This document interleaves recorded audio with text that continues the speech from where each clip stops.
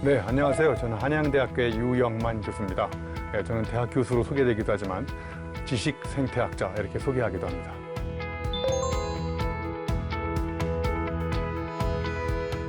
여러분, 코로나 때문에 교육을 비롯해서 사회, 경제 전반에 걸쳐서 일상적인 삶도 여러 가지 지금 문제가 많이 생기고 있잖아요.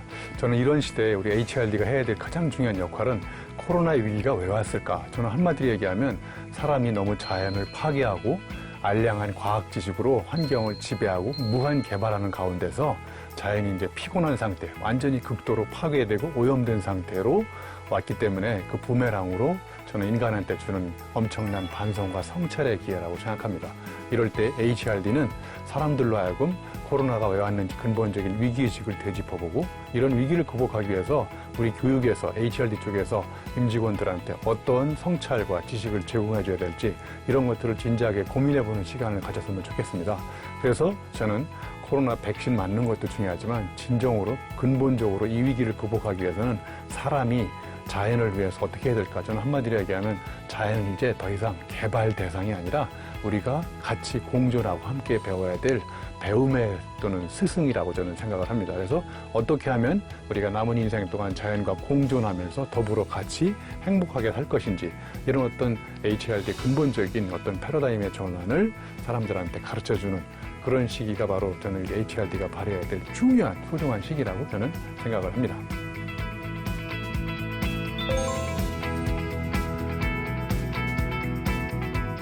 네, 이번 저는 강연을 통해서 여러분이 늘 익숙하게 들었지만 창의를 가지고 한번 얘기해 보려고 합니다. 그래서 창의 그러면 사람들이 또 창의냐 이렇게 이야기하겠지만 저는 이제 이번 강연을 통해서 창의에 대한 여러분이 갖고 있는 고정관념, 예를 들면 이런 거죠. 창의는 새로운 걸 발상하는 것이다. 뭔가 없었던 것에서 새로운 걸 생각해내는 것이다라고 생각하는데 저는 이런 게 바로 창의에 대한 잘못된 생각을 가졌기 때문에 우리가 창의적인 사람을 HRD 쪽에서 키워낼 수 없다고 생각하거든요. 그래서 진짜 창의는 발상이 아니라 연상이다. 왜냐하면 여러분 성경책에도 나오잖아요. 하늘 아래 새로운 거 없다. 즉 nothing is original이거든요. 그러면 창의를 발휘하려면 어떻게 해야 되느냐? 새로운 걸 생각하는 발상이 아니라 연상이에요. 연상이 뭐냐?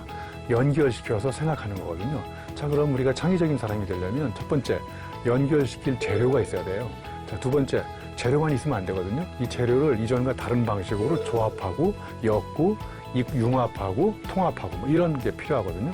그래서 저는 이번 강연을 통해서 창의는 뭔가 새로운 걸 생각하는 전대미문의 새로운 길을 찾는 게 아니라 이미 익숙한 거, 그 다음에 우리가 늘 틀에 박혔던 거, 그 다음에 이런 것들을 이전과 다른 방식으로 조합을 해서 낯설게 보여주면 사람들이 그걸 새롭게 느끼게 하는 거거든요. 또 예를 들면 또 이런 거예요. 창의는 정상적인 사람들, 또 예를 들면 좌뇌형 인간, 논리적으로 생각해서 나타나는 것이다. 저는 이렇게 생각하지 않거든요. 창의는 오히려 논리적인 사고가 이렇게 고꾸라진, 논리적인 사고가 무너진 그 시점에서 우뇌적인 상상력이 발동된다고 생각해요. 그래서 저는 정상적인 사람으로 생각하는 것보다는 비정상적인 사유를 통해서 상상을 할 때 우리는 창의가 놀랍게 발전한다고 생각해요. 그러니까 진짜 창의성은 정상적인 사유를 통해서 발생하지 않고 비정상적인 사유를 통해서 기존에 익숙하고 원래 그렇고 물론 그렇고 당연한 것에 물음표를 던져서 시비를 걸면 거기서 새로운 감동의 느낌표를 찾는 과정. 저는 이런 게 창의적인 발상이라고 생각해요. 특히 코로나 위기에 이전과 다르게 이 난국을 극복하기 위해서는 정상적인 사유를 통해서는 안 되고 비정상적인 사유를 통해서 우리가 늘 당연하다고 생각했던 고정관념에 통렬한 시비를 걸면서 새로운 발상을 할 수 있는 전 이런 거를 여러분하고 HRD에 연관시켜서 강의를 해볼까 합니다.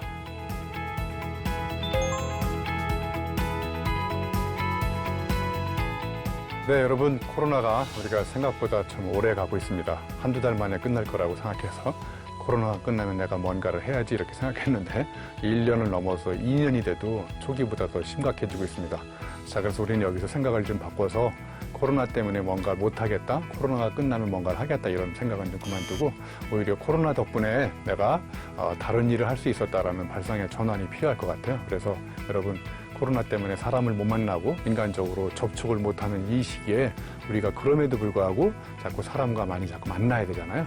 그래서 우리 사모님들도 전화로 3시간 얘기한 다음에 중요한 건 만나서 얘기하자고 하잖아요. 그래서 우리도 좀 만나야 되는데 대량으로 불특정 다수를 한꺼번에 만나기는 어려우니까 친한 친구도 자주 만나고 또 자연과 자주 만나고 또 저는 가장 중요한 만남이 이때 언제 이루어져야 되나 어떤 것과 이루어져야 되냐면 책과 만나야 될 것 같아요. 그래서 코로나 시기에 우울하고 이렇게 혼자 외롭게 지내지 마시고 이럴 때일수록 사회적인 거리는 멀리 두더라도 책과의 거리는 좁히고 또 우리말이 있잖아요. 책 읽을 거리, 책 읽을 거리를 좀 많이 마련해서 이런 코로나 블루를 위기를 극복할 수 있는 여러분만의 정신적인 근육, 여러분 근육은 쓰면 쓸수록 더 단단해지는 거 아시죠?